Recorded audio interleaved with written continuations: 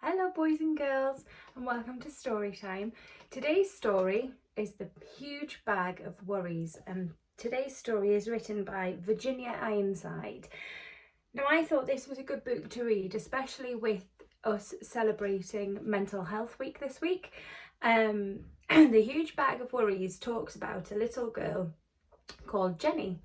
And wherever Jenny goes, her worries follow her, and they grow and they grow, and her bag gets fuller and fuller of all these worries, and she gets sadder and sadder. And it's a story about what we need to do when we are worried and what will help us to feel better and feel relaxed. And often that's sharing the bag of worries and talking about the worries that we have to other people around us. So let's get into it. The Huge Bag of Worries. Here she is, here's Jenny, sat in her room with her pet dog. Jenny had always been happy. She had a lovely mum and dad, a great brother, well, most of the time. She had a best friend at school, and she liked her teacher. And then, of course, there was Loftus. And Loftus is her little puppy dog here. But recently, she had been getting gloomier and gloomier. It wasn't just one thing, it was everything. She worried that she was getting too fat, that Loftus had fleas, and that her best friend was going away.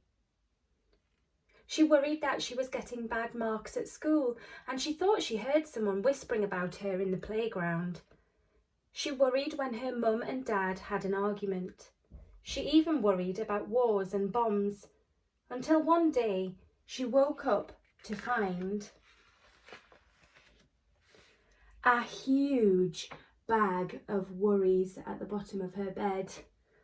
And inside, all the worries are shouting and growling. Ah! Grrr! Boo-hoo-hoo!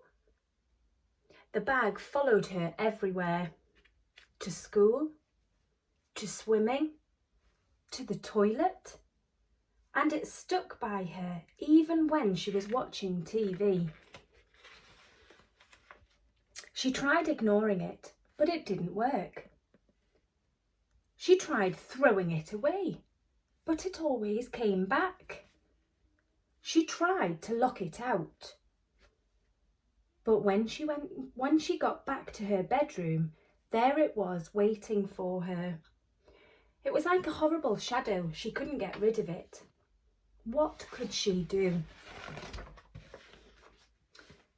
She asked her brother for help, but he was busy with his computer game, and all he said was, "I don't know what you're talking about. I don't have any worries."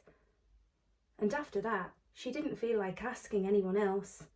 She knew she'd only feel silly.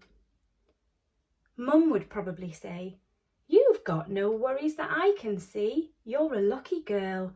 You've got your health, your friends, your family.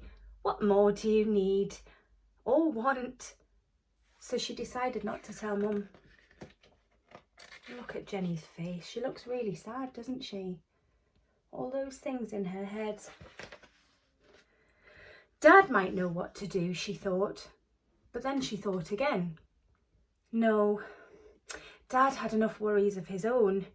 She couldn't ask him. Every day things got worse. The bag got bigger and bigger and bigger. She couldn't sleep because it kept tossing and turning beside her all night. And to make matters worse, the bag dragged around her feet so much when she was walking to school that she was late and her teacher was cross. Jenny couldn't tell her what had happened, and anyway, she knew what she would say. "You've got too many worries. In future, leave the bag at home." When Jenny told her best friend about the bag, she suggested that Jenny locked it up in a cupboard and tried not to think about it. "That's what I do," she said. But it just didn't work. The bag came shooting back out. Even Loftus couldn't help. He tried his best and barked like mad, but the bag stood its ground. One morning Jenny woke up. She got dressed and walked down the road. She had had enough. The tears started rolling down her cheeks. She sat on a garden wall and put her head in her hands. She thought she'd have to live with the bag forever. Poor Jenny, she looks really, really sad and worried. Then she heard a voice, and looking up, she saw the kindly face of the old lady who lived next door.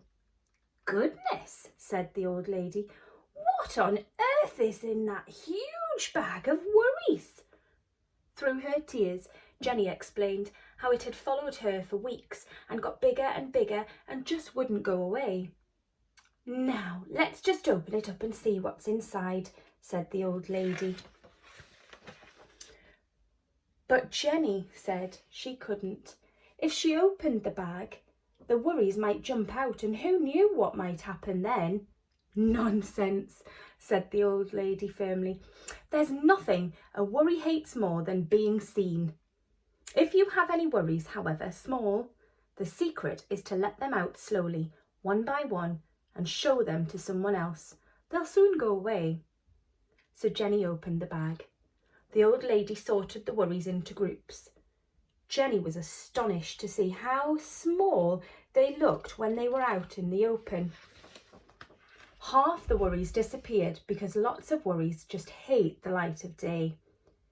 As for the rest, the old lady put some in her shopping basket to deal with herself. Some she sent packing because she said they belonged to other people. So the worries about Mum and the worries about Dad, they belonged to Mum and Dad. Some she just blew a kiss to. And some she said were worries that everybody had, even Jenny's family, her friends and her teacher. And as for the bag, well, it was no longer needed. Can you see it? Flying off into the sky, the bag was empty. All of Jenny's worries were gone. Now look at Jenny's face. She seems so happy now that she shared those worries. And it's true that if you share a worry, then it's halved. My mummy always used to say to me, "A problem shared is a problem halved." I hope you enjoyed today's story. It started off sad, but it ended up happy. I hope you enjoyed our story, and I'll speak to you soon. Bye.